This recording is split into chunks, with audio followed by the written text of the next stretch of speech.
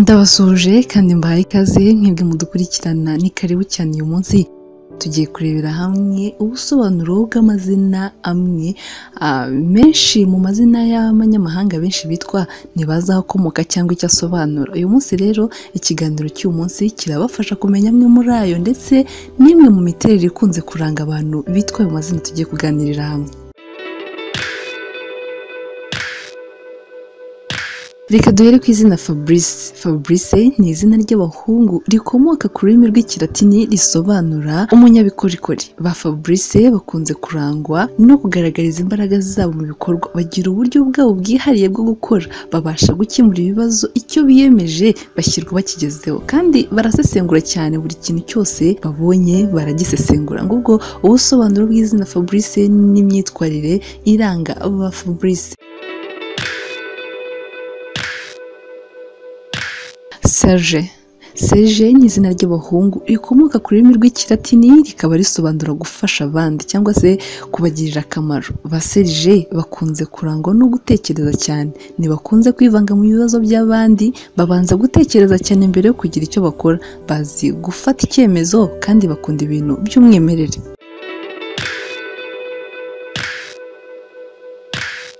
Izina Emmanuel ni izina ry'abahungu rikomoka ku rurimi rw'igiheburayo rikaba risobanura ngo Imana iri kumwe natwe. Ba Manuel ni abantu bamenyera vuba, bagira umutima ukunda abandi, barakora cyane kurusha kuvuga, bazi gutanga amakuru kandi berekana amarangamutima yabo.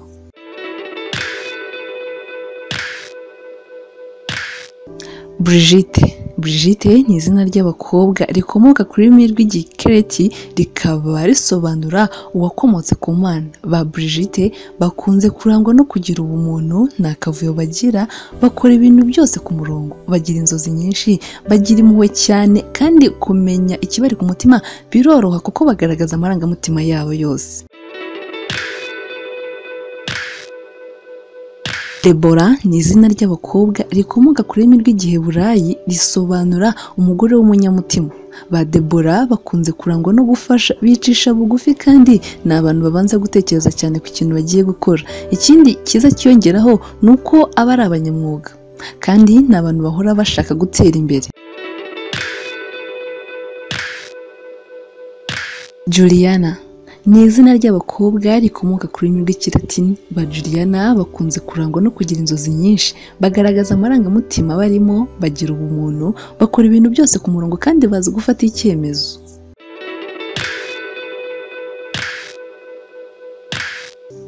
Neri ni izina ry'abahungu rikomoka ku rurimi rw'ikigereki rikaba risobanura urumuri rw'izuba. Ba Neri bakunze kurangwa no gukorana ingufu, bagira impuhwe, bakunze kuvumbura, bagira umwimerere kandi bahorana umwete mu byo bakora byose, baba bumva nta cyabatanga imbere.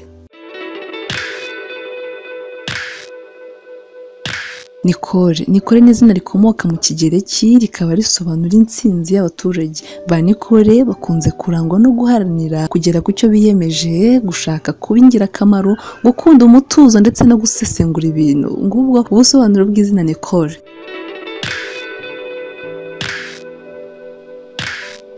Nathanael. Nathanael ni izina ry'abahungu rikomoka ku rurimi rw'igiheburayi rikaba risobanura yaratanze. Ba Nathanael bakunze kurangwa no kudacika intege, ni abizerwa, bakora ibintu byose ku murongo no mu isuku, bagira isuku, baritonda kandi bagira gahunda. Ngubwo ubusobanuro bw'izina Nathanael. Fidele ni izina ry'abahungu rikomoka ku rurimi rw'ikilatini rikaba risobanura ukwizera. Ba Fidele bakunze kurangwa no kugira amatsiko cyane, ni abanyamwete, bagira ibakwe, bagira ubushake kandi bagira ibitekerezo byagutse. Ngubwo ubusobanuro bw'izina Fidele.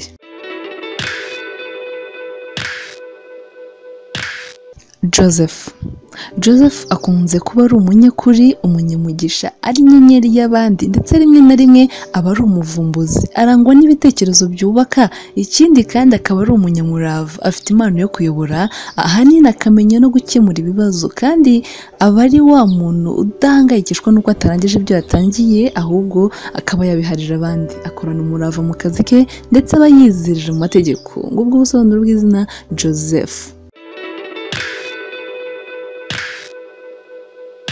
Louise ni wa muntu ugira ubuntu ariko ubwo buntu bwe akabugira umuntu uzamwishyura. Ahorana morale, arasabana kandi akaba ari umunyabwenge. Ikindi ahora ashaka ubwiza kandi akaba ari wa muntu ukora ikintu ari uko yabanje kugitekerezaho.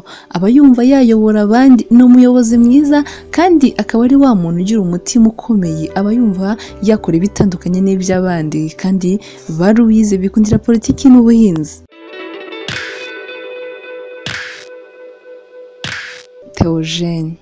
Theogene yishimira kuba yayoborera buri wese mu bubasha bwe, agakora icyo we ashima abandi batashimye, kandi iyo bimushobokeye buriya agira ibitekerezo byiza cyane. Arangwa n'amarangamutima mu byo akora byose, agira impuhwe, ni wa muntu utekereza, yewe ni nawe muntu ushobora kubitsa ibanga, wamubitsa ibanga ntarimene. Akunda gutega amatwi cyane ndetse akunda ibirori kandi nanone akunda kwiyoberanya. Ornella ni wa muntu wihangana kandi ugira umutima ukomeye. Iyo urebye ngo aba ari n'umunyeshuri mwiza wakira ubumenyi mu buryo bworoshye kandi akanabukoresha neza. Ashobora kuba ari umwere cyangwa se umunyabyaha, akunze kurwana n'ibibazo bye bucece ntawe abibwiye. Ahora we yumva yahorana umutuzo, akunze nanone kwishimisha mu buzima, mu rukundo, gutembera, kandi ibyo yiyemeje aruhuka uko abirangije atitaye ku ngaruka mbi ari bubigiriremo. Akunze kuba ari wa muntu uvugisha ukuri ndetse wubahiriza na gahunda. Desire cyangwa Desire aba ari umunyembaraga mu buryo bwose. Akunze kuba ari umushoramari ndetse aba ari n'umukozi mwiza, haba mu mitekerereze ndetse no mu bikorwa. Ikindi akunze gufata imyanzuro neza atagize uwo abangamira. Bitewe n'imiterere ye ituma abona umwanya mwiza mu kazi akora.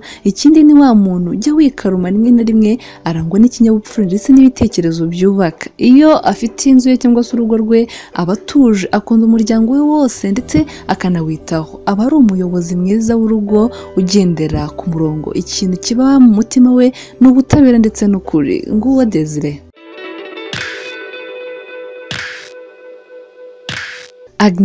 Agnes ni umunyembaraga uhambaye kandi wihagararaho. Agnes ntabwo aba ari umwubatsi gusa, ahubwo aba azi no guhiga agahigura. Aba yumva abantu bose bagendera ku byo washaka cyangwa se ku bitekerezo bye. Aba ashaka ko nta muntu wamugenga ahubwo akigenga. Akunda ubushakashatsi, aba ari wa muntu uzi icyo ashaka kandi n'impamvu agishaka. Iteka ahora ategereje igihe yazabonera amahirwe maze agakora imirimo ye ntawe umutegeka, kuko buri kimwe aba ashaka kugikora mu nzira ze.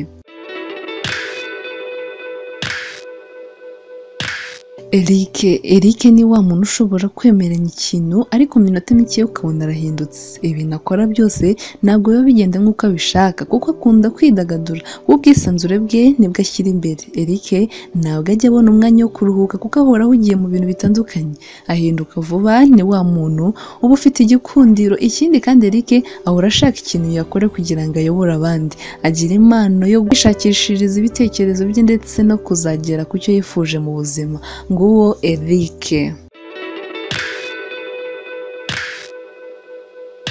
Esther nawe ni wa muntu mwumvikana ku kintu ariko mwatandukana gato mwakongera guhura ugasanga yahinduye ibitekerezo. Mbese muri make arahindagurika. Ahanini n'ibyo akora usanga bigoramye. Akunze kwidagadura, nawe yikundira ubwisanzure nka Eric, gusa we akaba ari wa muntu uhorana morale ndetse akunze kuba yifitiye igikundiro. Afite igikundiro, akunze gutembera kandi ni wa muntu ushima. Yikundira kuvuga cyane, umuhaye igihano wamwicisha irungu.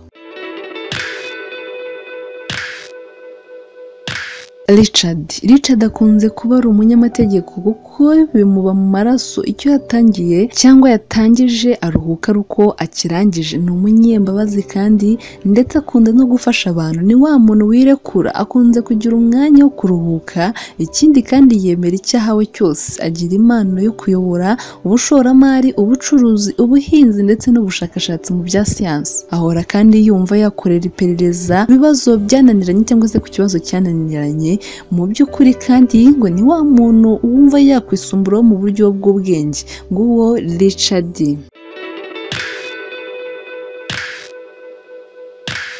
Yvette ahorana umuhate wo guharanira ubwisanzure mu buryo bugaragara inyuma bwo mu bitekerezo ndetse no mu bw'umubiri, yanga akarengane, agira urukundo rurobanura ibyiza gusa, yanga umuntu umugira inama, yikundira ubushoramari n'ubucuruzi gusa bitewe n'imyitwarire ye akunze guhora yicuza kuko akenshi imubangamira mu byo akora. Ikindi kandi akunze gukora ikintu mu ibanga ubundi akacyerekana ari uko cyarangiye. Mu rwego rwo kwerekana ubuhanga ndetse n'ubushobozi bwe yerekana ikintu ari uko cyarangiye.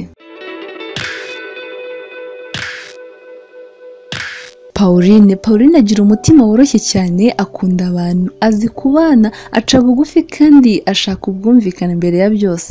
Ntago ajya ahisha ikimurimo, iyo yishimye urabibona, n'iyo atishimye nabwo ntabihisha. Pauline akenera umuntu umwereka inzira akwiriye kunyuramo kubera ukuntu akunda kugira akantu ko gushidikanya no kutiyizera, guhitamo biramugora cyane, akunda ibintu bisa neza kandi biri ku murongo, mbese ibintu bijyanye. Iyo atanezerewe mu rukundo cyangwa se n'akazi karapfa iyo atishimye, kuko iyo atishimye ibintu byose arabireka, n'imishinga yari afite arayiparika.